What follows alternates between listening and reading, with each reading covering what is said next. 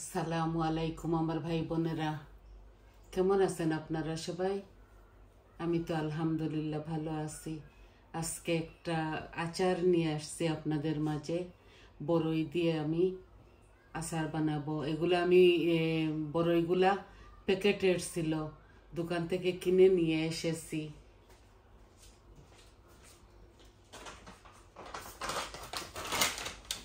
এই দেখুন, আজকা কোম্পানির বড়ই। আমি 2 প্যাকেট বড়ইকে মিষ্টি ঝাল আচার বানাবো। এত বেশি ঝাল দিব না, একটু মিষ্টি মিষ্টি টক টক লাগবে। আর বৌমা ভাজা মরিচ দিয়ে খাবে। তো দেখুন আমি কিভাবে বসাই।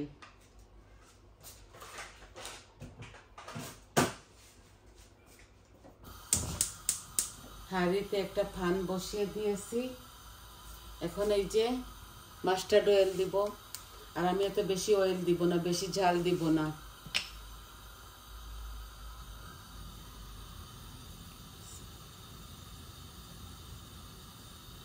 এই দেখুন, বড় চামচে 1.5 চামচ হবে আমি মাস্টার অয়েল দিয়েছি।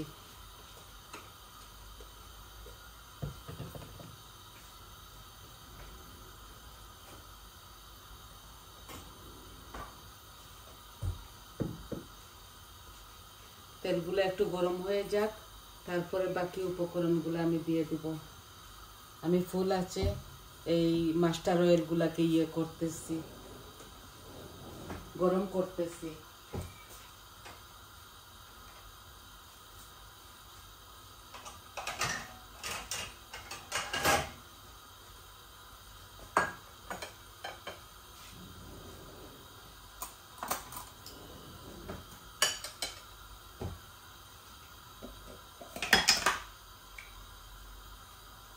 এই যে গুড় দিব।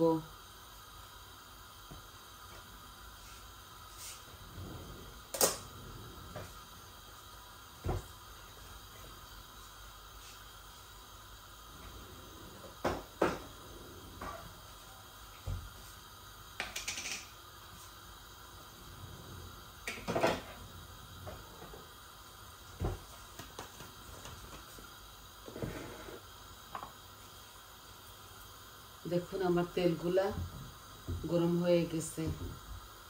এখন আমি দারচিনি, তেজপাতা আর 5 ফোড়ন দিচ্ছি আমার পরিমাণ মতো। দেখুন এখানে 2 চামচ 5 ফোড়ন হবে, আর 4টা তেজপাতা, আর এখানে শুকনা মরিচ আছে 3টা। এগুলোতে খুব ঝাল, এগুলো আমার গাছের। আর দারচিনি দিচ্ছি, বিসমিল্লাহ, একসাথে দিয়ে দিচ্ছি।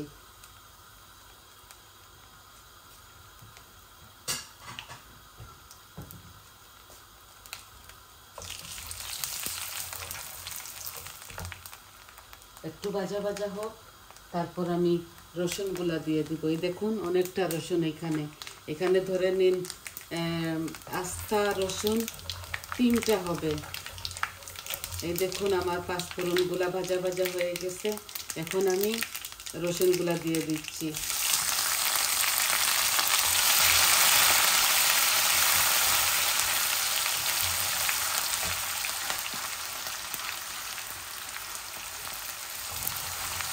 এত বেশি বেশি কিছু দিতে হয় না।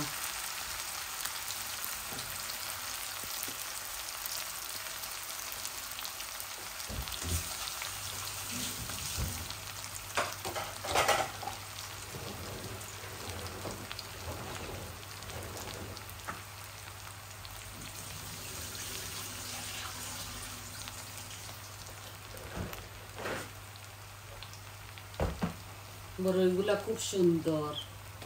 আমি একটু গরম পানি দিয়ে ভিজাই রেখে দিয়েছিলাম বড়ইগুলা। আর যদি পানি দেওয়া লাগে তাহলে একটু দেব। কেউ কেউ এগুলাকে সিদ্ধ দেয়, আমি সিদ্ধ দেই না। আমি এইভাবে বসাই ফেলাই। এগুলো যখন গুড় দিব, এগুলা নাড়তে নাড়তে অটোমেটিক এগুলা হয়ে যাবে, গলে যাবে। বড় চামচে আমি 2 চামচ থেকে একটু কম তেল দিয়েছি মাস্টার অয়েল। আর গুড় দিব, চিনি দিব না আমি। আর শুকনা মরিচ আপনারা আপনাদের স্বাদ অনুযায়ী দিবেন। আমি শুধু 3টা দিয়েছি। ঝাল বেশি লাগে যাবে বলে। আমি তো একটু আচার এগুলা বেশি খাই, এভরিডে খাবো একটু একটু করে। আপেলের আচার বানিয়েছিলাম, আপনাদেরকে দেখাইছি, ওগুলাও খাচ্ছি। জলপাইয়ের আচার বানাইছি, ওগুলাও খাইতেছি। এই যখন মন চায় খাই। এই দেখুন আমার এই রসুনটা লাল হয়ে গেছে, দেখছেন?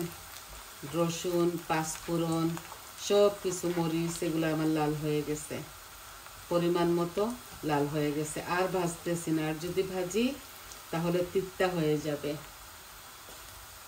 এই দেখুন বড়ইগুলা খুব সুন্দর বড়ই দিয়ে দিচ্ছি। বিসমিল্লাহ।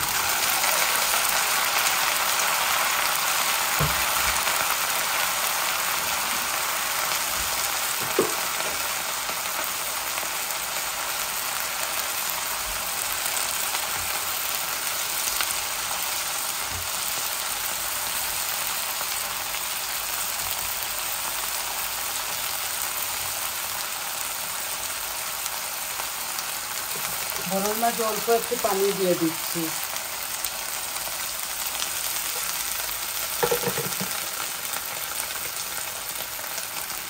অল্প পানি দিলাম, ধরে নিন ছোট গ্লাসে হাফ গ্লাস। আর এই দেখুন হাফ চামচের মতো আমি লবণ দিচ্ছি। লবণটা আপনারা আপনাদের স্বাদ অনুযায়ী, মরিচ, লবণ এগুলো আপনারা আপনাদের স্বাদ অনুযায়ী দিতে পারেন। শুকনা মরিচ ভাজা আছে আমার বাসায়, বৌমা ভেঙে ভেঙে খাবে, ও তো এমনিতেই ঝাল খায় খুব বেশি। দেখুন একটু পানি দিচ্ছি, আর আমি এটা ঢেকে রাখবো। এখন আমি এই গুঁড়ো দিয়ে দিচ্ছি। আপনারা সবাই তো পারেন, নতুন ছেলেমেয়েরা যে আসছে দেশে। এই দেখুন গুড়টা আমি 2 চামচের মতো দিয়ে দিব। দেখুন এই 2 চামচের মতো আমি দিয়ে দিচ্ছি, বেশি দিচ্ছি না আবার।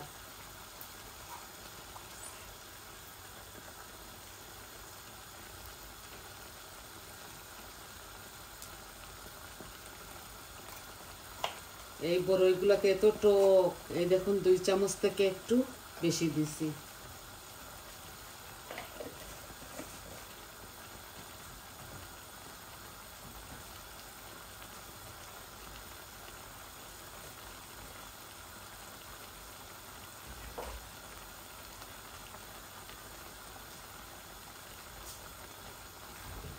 পানি দিছি অল্প একটু, কারণ এগুলো সিদ্ধ দেই নাই বলে। একটু পানি দিলে নরম হবে, এমনিতেই ভেঙে যাবে। নাড়তে নাড়তে এগুলা ভেঙে যাবে। আর আমি একটু ঢেকে রাখবো, আর কিচ্ছু দিতে হয় না। দেখছেন, শুধু মরিচ, আপনারা আপনাদের স্বাদ অনুযায়ী। আমি ধনেপাতা দিব না এটার সাথে, এটা একটু টক মিষ্টি হবে তো।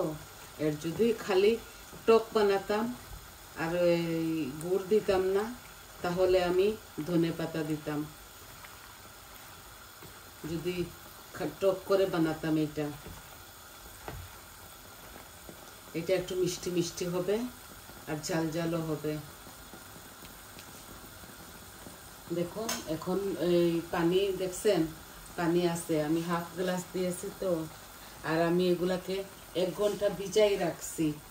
একটু গরম পানি দিয়ে আমি ভিজাই, ভালো করে ধুয়ে পরিষ্কার করে আমি বাছছি। প্রথমে এগুলাকে আমি বেছেছি, কারণ যদি পোকামাকড় থাকে এর জন্য। তারপর আমি এগুলাকে ভালো করে ধুয়ে আমি 1 ঘন্টা ভিজাই রাখছি। এখন আমি ঢেকে রাখছি। আমার এই ফ্রাই প্যানটা কালো, ভিতরটা তো কালো, দেখছেন? এর জন্য এটা এত সুন্দর কালার আসবে না।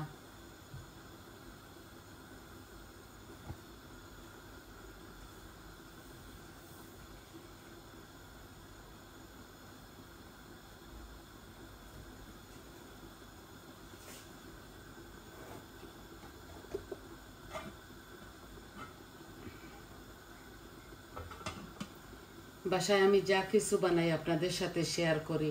আই হোপ আপনাদের ভালো লাগবে। এটা না ভালো লাগার কিচ্ছু নাই, সবাই পারেন।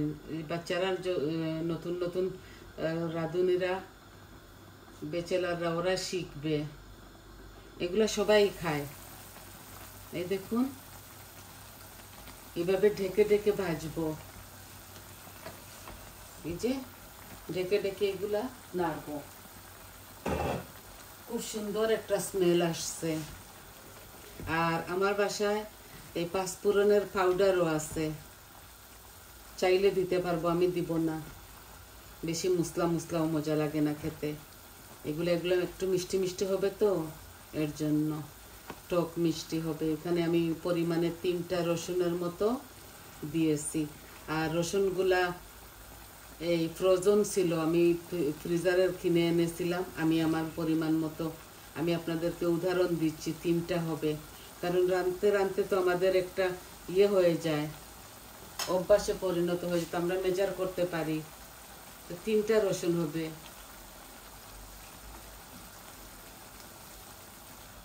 শুধু নাড়বো, আর কিচ্ছু করা লাগে না।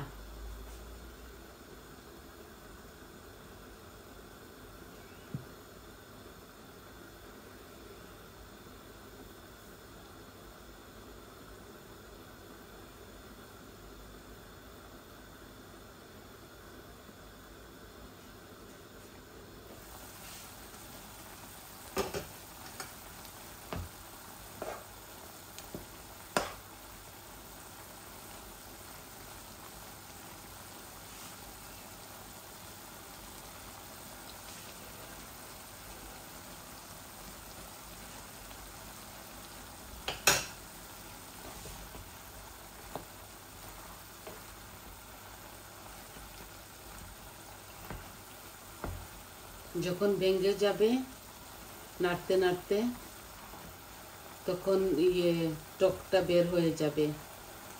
এখন মিষ্টি আমি তুলে একটু চেখে দেখলাম, মিষ্টিটা একদম পারফেক্ট। এখানে আমি এই দেখুন এই টেবিল স্পুনে ভর্তি করে 2 চামচের থেকে একটু বেশি হবে দিছি।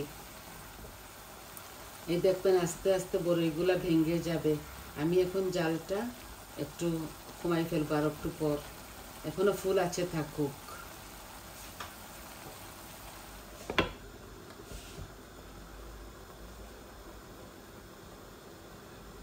পরে আমি এটার সাথে একটু ভিনিগার দিব।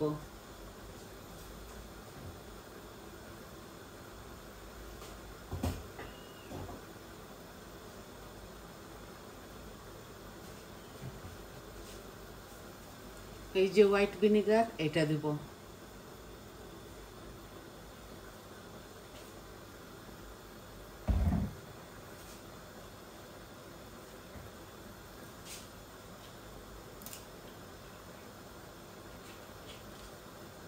এখন দিব না, আমি দিব আর একটু পরে। আর আমি এগুলা ঠান্ডা করে ফ্রিজের মধ্যে রেখে দিব। এগুলা কোনো শুকাইতে হয় না, এগুলা ফ্রিজে রেখে রেখে খাওয়া যায়। আমি এই চামচ দিয়ে 3 চামচ দিব, টেবিল স্পুনে 3 টেবিল স্পুন আমি ভিনিগার দিব। এই দেখুন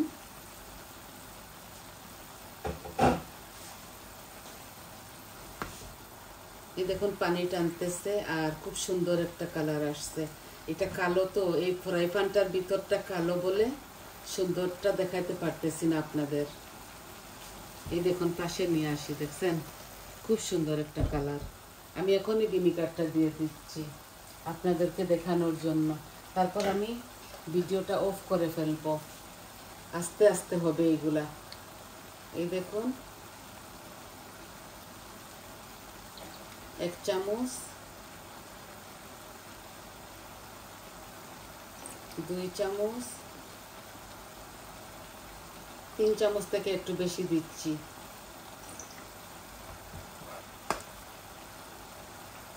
আর আমি এই চুলার আঁচটা একদম কমাই ফেলবো। কমাইয়ে আমি রেখে চলে যাব, একটু পর পর এসে এগুলাকে নাড়াচাড়া করব।